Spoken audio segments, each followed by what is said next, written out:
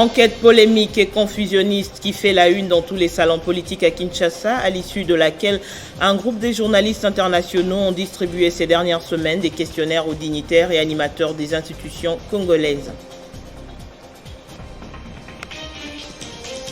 Au total, 729 membres des groupes armés ont été arrêtés par les services de sécurité et de défense depuis l'instauration de l'état de siège en Ituri. Parmi eux, quelques ADF et miliciens Maïmaï. Le compte-rendu du lieutenant Jules Ngongo, porte-parole de l'armée en Ituri. 500 000 personnes sont attendues pour être vaccinées contre le coronavirus pendant 3 mois dans la province du Sud Kivu. Les autorités provinciales ont donné l'exemple ce vendredi pour une première dose. Nouvelle édition sur Télé 50, bienvenue à tous. On ouvre avec cette enquête de plus qui crée polémique et confusion dans tous les salons politiques dans la capitale Kinshasa. Un groupe de journalistes internationaux ont distribué ces dernières semaines des questionnaires aux dignitaires et animateurs des institutions congolaises. Ils veulent se renseigner, entre autres, sur les derniers cycles électoraux organisés dans le pays et n'ont pas reçu une réponse favorable de la part de l'ancien président Corneille Nangaa. Les raisons dans cet élément. Depuis quelques semaines, plusieurs lanceurs d'alerte dénoncent cette initiative d'une certaine presse internationale avec l'appui de quelques lobbyistes occidentaux qui a clairement pour but de saper l'image de la République démocratique du Congo et de ses dirigeants. Actuels comme honoraires, plusieurs dignitaires congolais ont reçu une série de questionnaires de la part d'un groupe de journalistes sous des labels tels que BBC, RFI ou encore l'américain Bloomberg. Jusque-là, discret, la machination a récemment été mise à nu par les avocats de l'ancien président de la CENI, Corneille Nangaa, qui a été ciblé pour une interview par ce groupe de journalistes.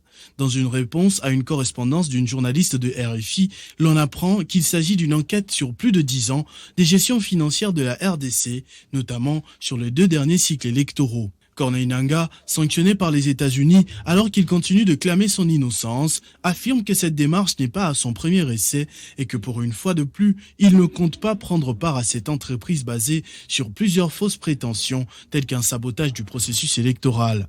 Déjà, le questionnaire est envoyé à Corneille Nangaa et d'autres membres du bureau sortant de la CENI et veut se renseigner sur les finances publiques générales de la RDC alors que la centrale électorale n'est pas appelée à gérer les trésors congolais. Après avoir déjà rendu compte à l'Assemblée nationale, l'avocat de Nangaa considère des nouvelles réponses au sujet de son mandat comme une contradiction de son intervention devant les élus du peuple. Quant à d'autres dignitaires contactés par notre rédaction, ils redoutent tout simplement une énième campagne de Congo-bashing qui souvent passe par des analyses et statistiques biaisées sur la gestion des ressources naturelles du pays ou la politique sur les droits de l'homme pour déranger la stabilité de la RDC.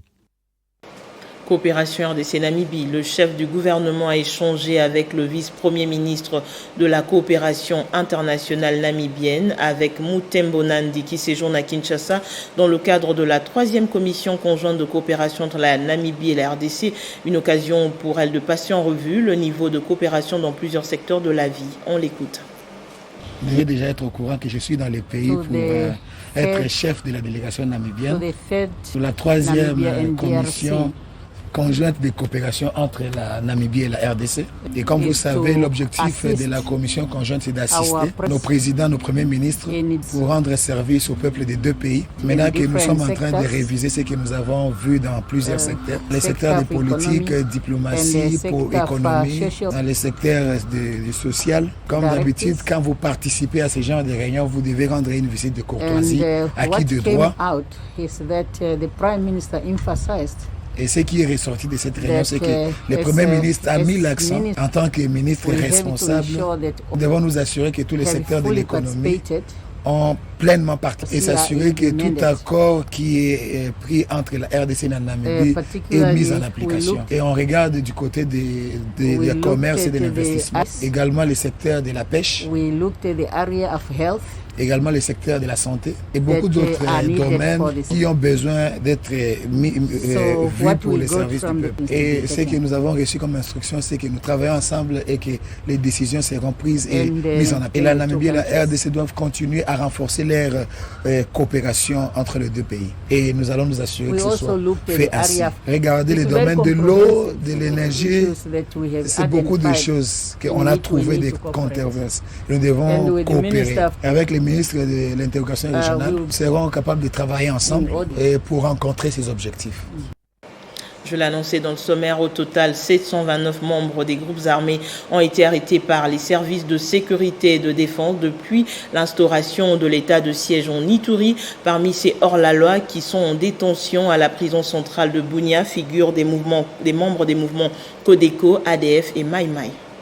En exécution des instructions du commandant des opérations et gouverneur militaire de la province de l'Ituri, le lieutenant-général Luboya Kanchamadjoni, les forces de défense et de sécurité ont arrêté, en tout professionnalisme, plusieurs membres de groupes armés locaux et étrangers lors des opérations menées en territoire de Djougou, Mambasa et Irumu. Depuis l'état de siège jusqu'à nos jours, les vaillants militaires et policiers ont arrêté 729 membres actifs et collaborateurs de groupes armés locaux et étrangers. Parmi ces hors-la-loi qui sont en détention à la prison centrale de Bunia figurent 342 Codeco, 58 alliés et 13 ADF, 13 bandits armés identifiés au mouvement d'autodéfense Zaïre,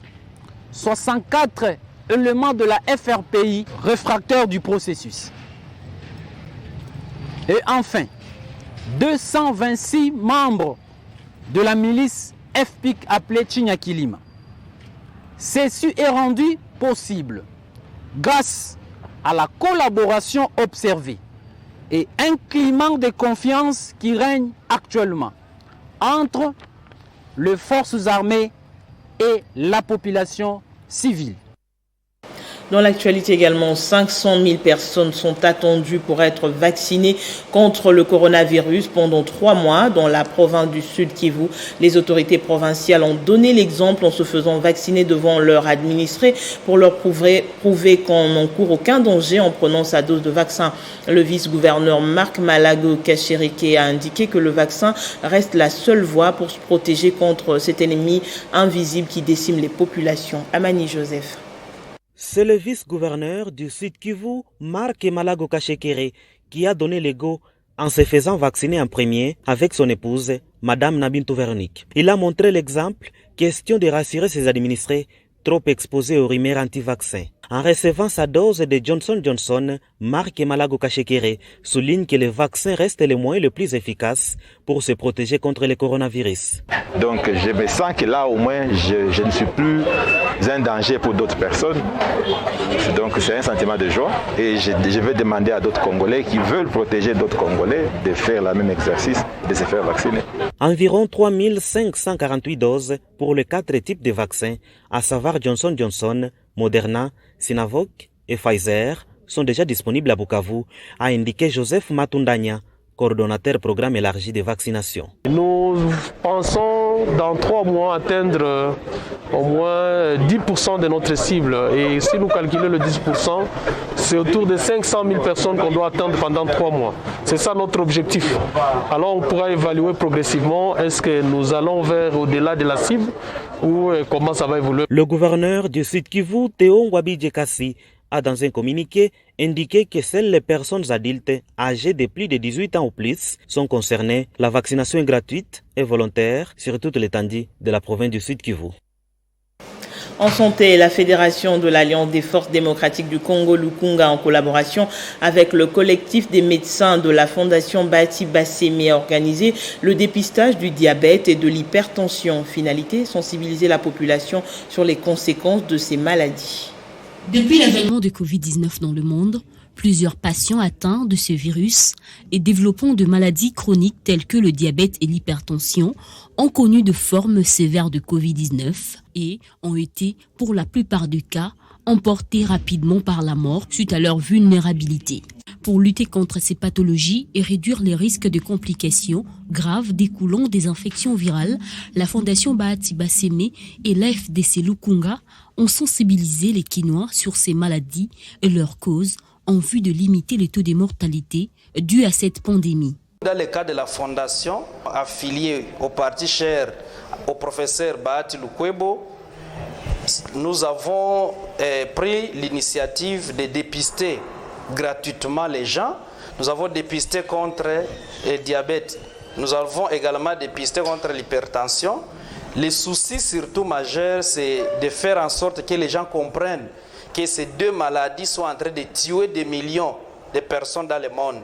Et nos compatriotes devraient comprendre qu'il est important de toujours savoir son état. Vous avez vu avec la pandémie de Covid, c'était les deux comorbidités qui auraient fait à ce qu'on puisse perdre beaucoup de nos compatriotes. De manière générale, l'hypertension artérielle et le diabète partagent des causes communes liées à l'augmentation de l'obésité et de la sédentarité. Ces deux maladies s'entretiennent également entre elles.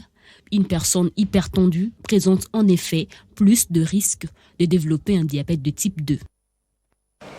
Après plusieurs fiascos dans la mise en place du projet, les nouveaux investisseurs veulent repartir du bon pied. Les Australiens qui ont repris le projet Grand Inga ont finalement rencontré les habitants de Sekebanza dans la communauté locale qui réclamait sa prise en compte avant le début des travaux. Le projet hydroélectrique sera le plus grand au monde en termes production de mégawatts. C'est tout un voyage qui est en train d'être fait par l'équipe d'investisseurs australiens, les repreneurs du plus grand projet de ce genre, le projet Grand Inga. À bord du petit aéronef également, des officiels congolais, notamment le conseiller spécial en matière des infrastructures du chef de l'État, David Mukeba. Le paysage est à couper le souffle, mais ça n'est pas le but du voyage. À plus de 400 km attendent les habitants de Sekebanza, le territoire où va être élevé le plus grand barrage hydroélectrique du monde. L'objectif de ce voyage, rencontrer la communauté locale censée être premier bénéficiaire du projet, la rassurer de son implication en amont, tout comme en dernier ressort dans la mise en place du barrage.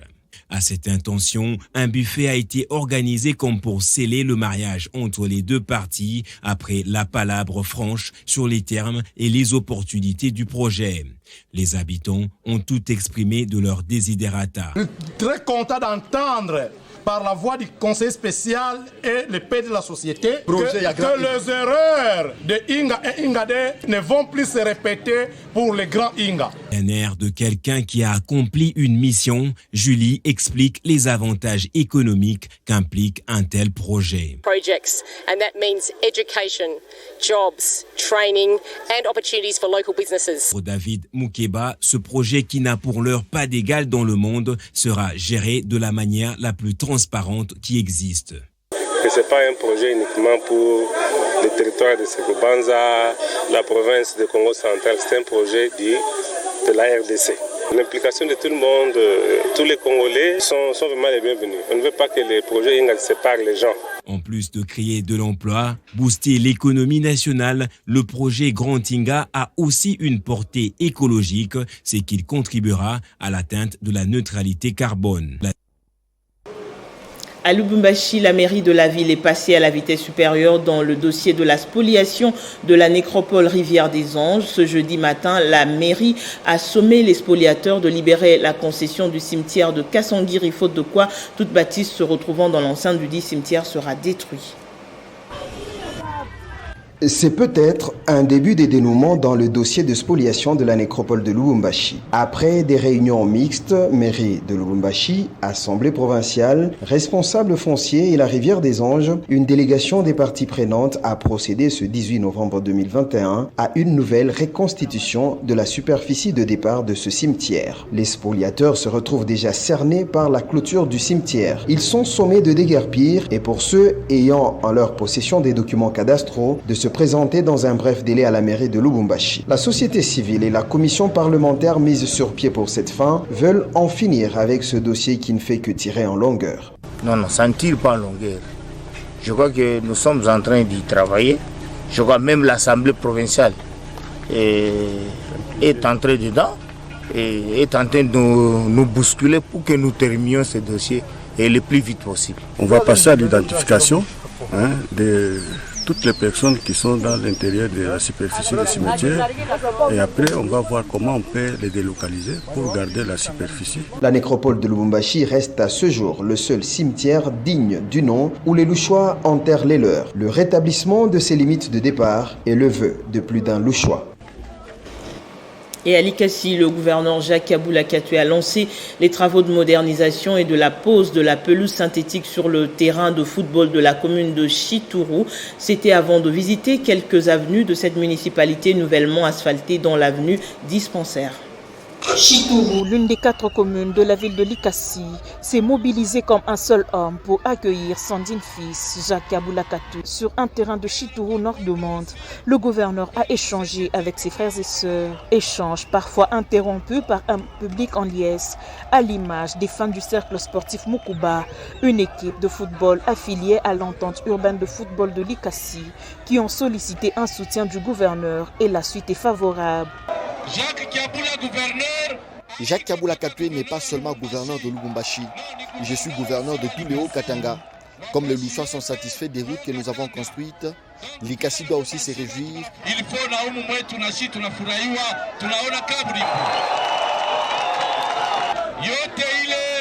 Et tout ça, c'est parce qu'il y a le chef de l'État, Félix Antoine Tshisekedi Tshilombo, qui veut que nous puissions asphalter les avenues de Chitourou. Aussitôt après, Jacques Kabula Katoué va prendre place à bord d'une pelle Caterpillar pour lancer officiellement les travaux de modernisation du terrain de football, lequel sera revêtu d'un gazon synthétique. Dans cette municipalité, la modernité s'invite avec l'asphaltage de différentes avenues. Modernité que Jacques Kabula Katoué a palpé du doigt, car c'est sous financement du gouvernement provincial du Haut-Katanga que les avenues Dispensaires, Kisangani et Lubumbashi ont reçu une couche d'asphalte, au grand bonheur des habitants de cette commune. Auparavant, le premier Déo Katangé avait inspecté les travaux de modernisation de la route Lubumbashi, juste à l'entrée de la ville montagneuse et le boulevard de l'Indépendance devant le parquet de Likassi. Jacques Kabula s'est dit indigné de la lenteur avec laquelle l'entreprise commise exécute les travaux sur la nationale numéro 1. Et en Corée du Sud, la ville de Busan abrite depuis quelques jours le Forum mondial de partenariat dénommé Busan 2021. Plus de 250 pays du monde y sont représentés et la République démocratique du Congo est représentée par le ministre d'État en charge du plan, Christian Mwando Simba. La ville de Busan, en Corée du Sud, abrite depuis quelques jours le Forum mondial de partenariat Busan 2021. Plus de 250 pays du monde y sont représentés et la voix de la République démocratique du Congo est portée par le ministre d'État en charge du plan, Christian Mwando Simba, qui prend part à ces assises en sa qualité de coprésident. Ce forum nous offre ainsi une réelle opportunité de développer une meilleure compréhension de ce que nous avons fait et pouvons faire pour promouvoir les bonnes pratiques en matière d'efficacité de la coopération au développement dans nos pays et dans les cadres de partenariat que nous mettons en place. Au regard des sessions prévues, il y a lieu d'espérer que les principaux résultats des échanges contribueront d'une part à renforcer la mise en œuvre des principes d'efficacité de la coopération au développement dans les efforts pour la réalisation des objectifs de développement durable et d'autre part à produire un écho favorable auprès de toutes les parties prenantes à travers le monde.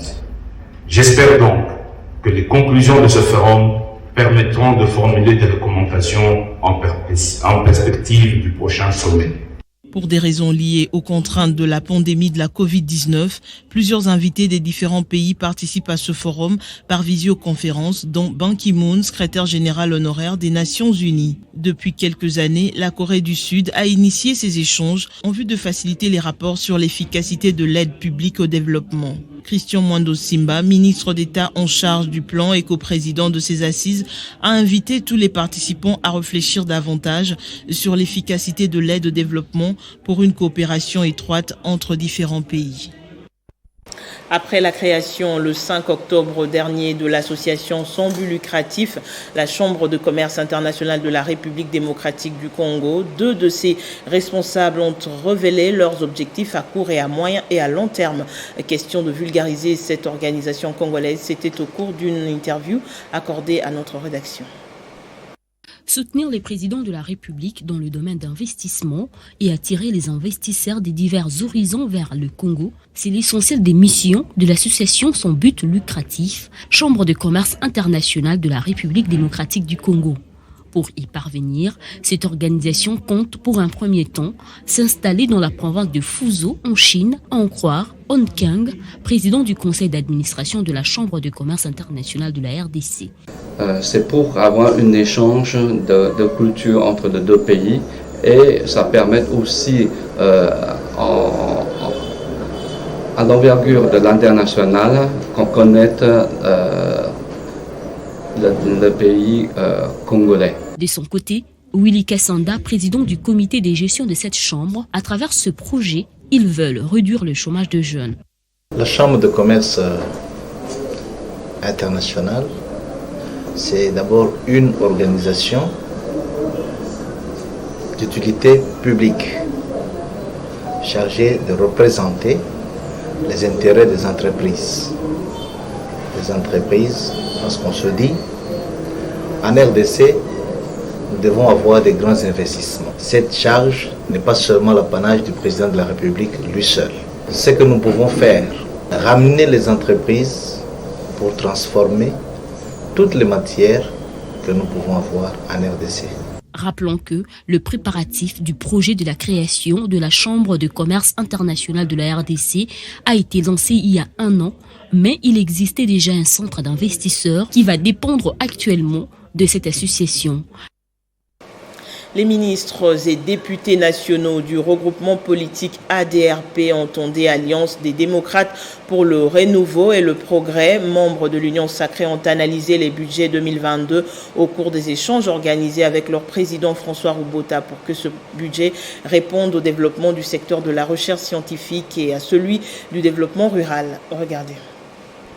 41,8%, c'est le taux d'accroissement du budget 2022 de la République démocratique du Congo, estimé à la hauteur de 200 000 milliards de francs congolais, soit 9,8 milliards de dollars américains. Le ministre de la Recherche scientifique et innovation technologique et du développement rural, tous issus du regroupement politique ADRP, Alliance démocratique pour le renouveau et le progrès, membre de l'Union sacrée, désirent avoir une part considérable pour mener au mieux le tâche du développement de la République démocratique du Congo. Réunis autour du président de ce regroupement politique, ministre de développement rural, François Roubota Masumbuku, le ministre de la Recherche scientifique et innovation technique, José Panda Mabuku, et le député national de l'ADRP ont analysé les grandes orientations du budget 2022. Il a fallu, avant qu'on discute de ce budget, que les députés de l'ADRP puissent analyser les grandes orientations par rapport au ministère qu'ils ont dans ce gouvernement. La recherche scientifique,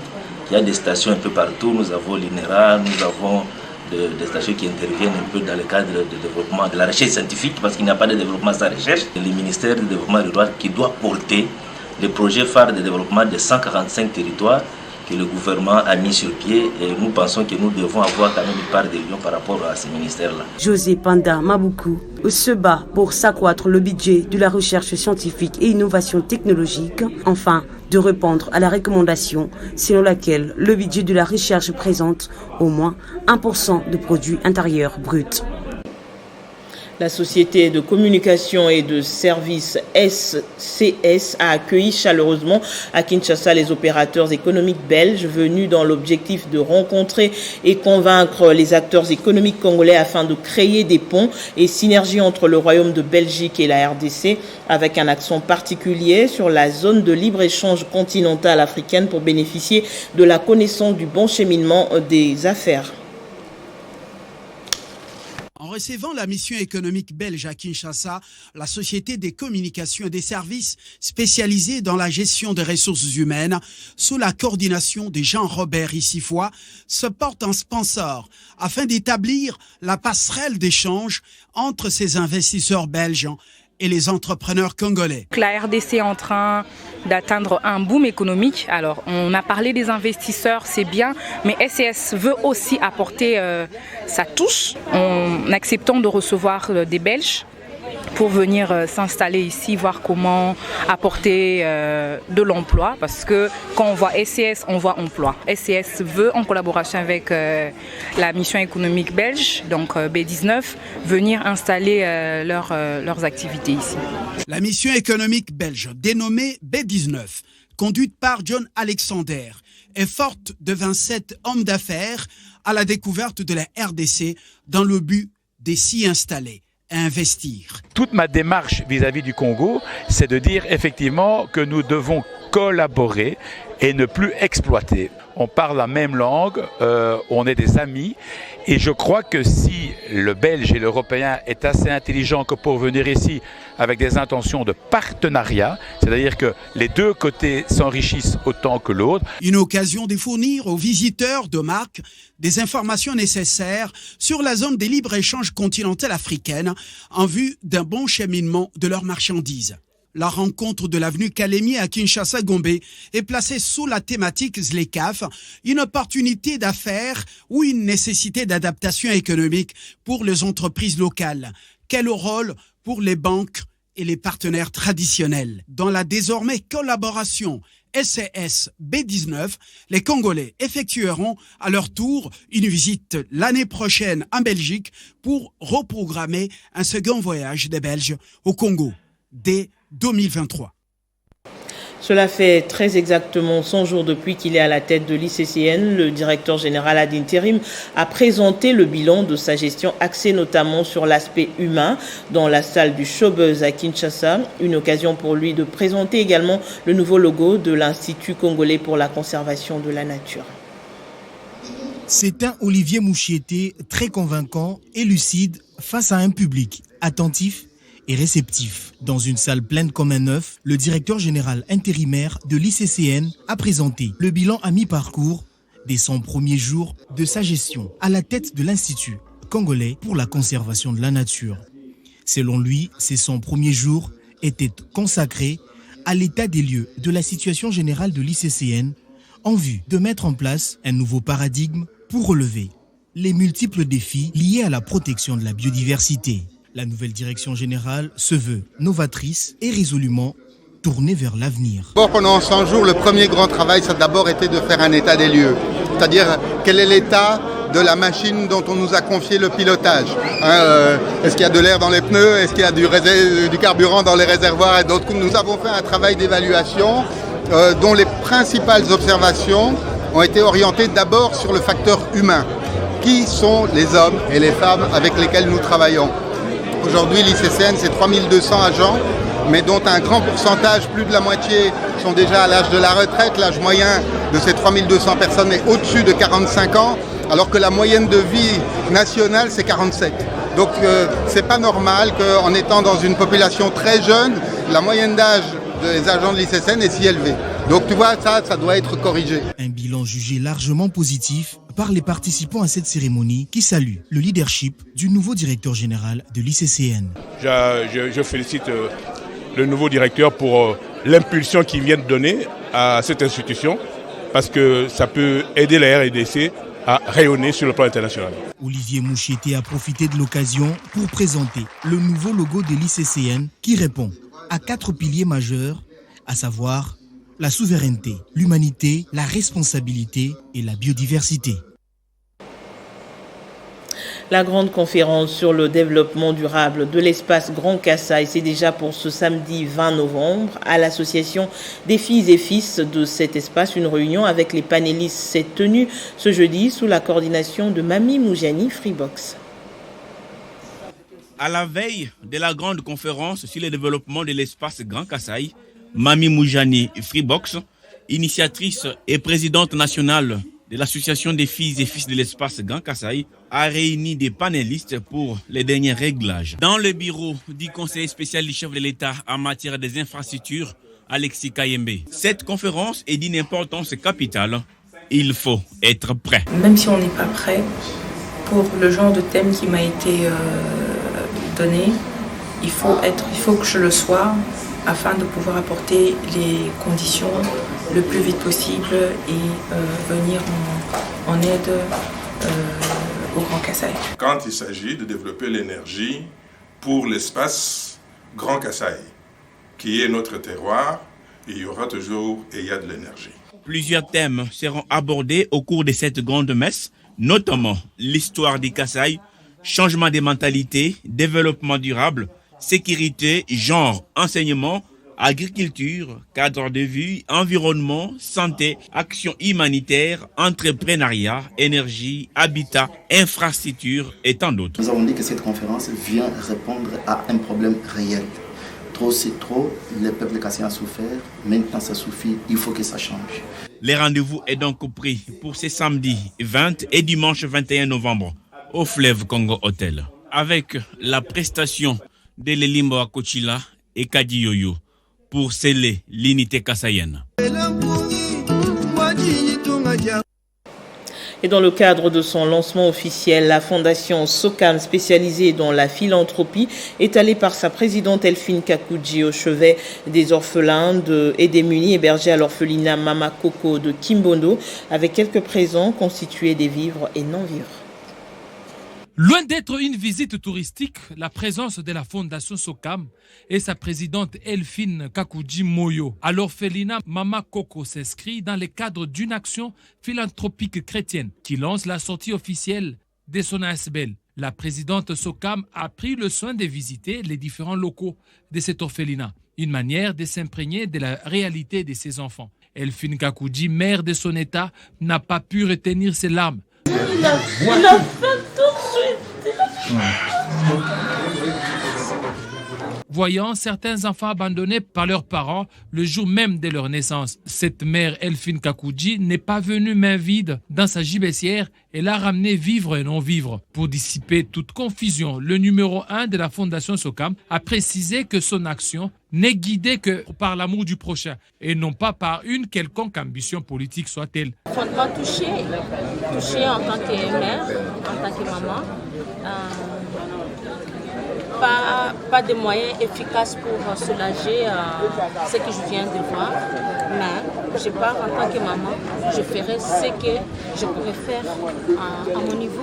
Entrepreneur avéré, ça fera bientôt 15 ans que nous sommes sur terrain, donc nous avons compris que ce que nous pouvons gagner, nous pouvons aussi partager. Donc rien à voir avec les ambitions politiques ou calculées politiquement, non.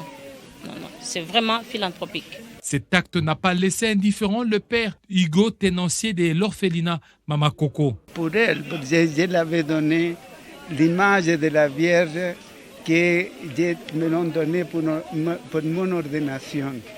Parce que continuer à les regarder et que Marie, notre mère, les protège comme protège les enfants.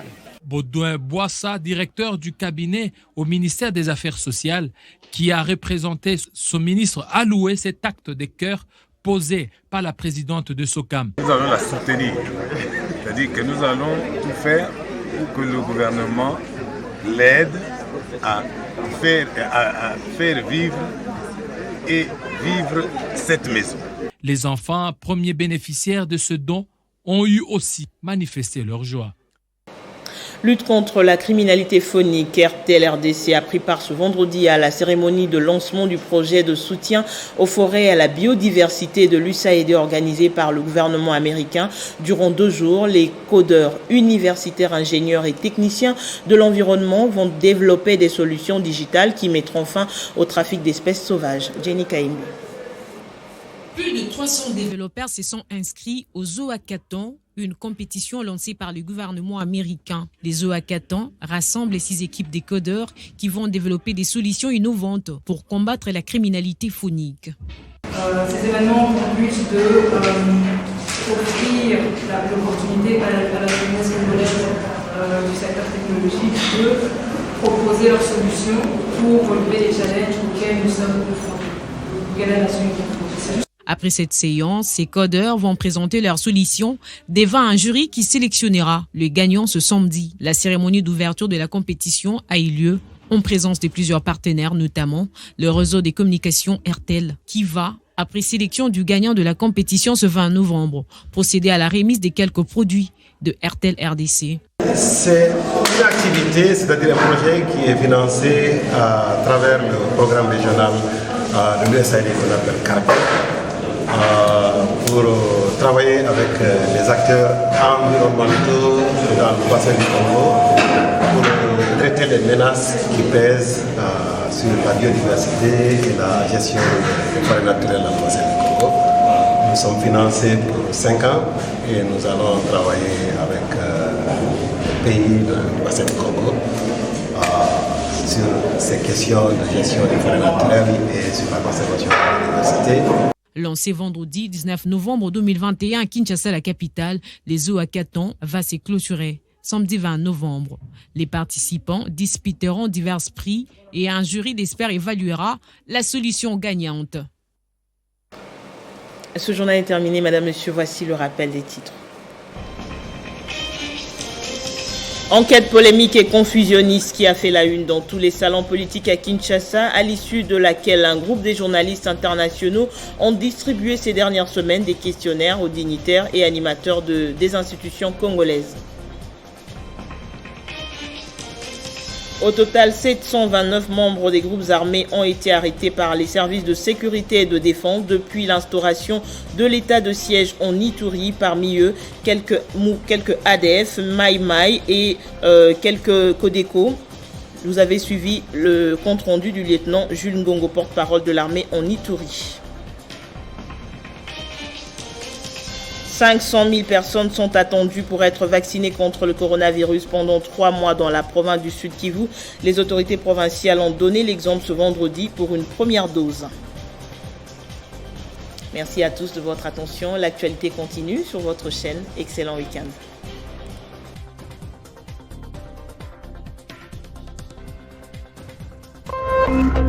Téléchargez les infos Télé 50 sur www.tele50.cd.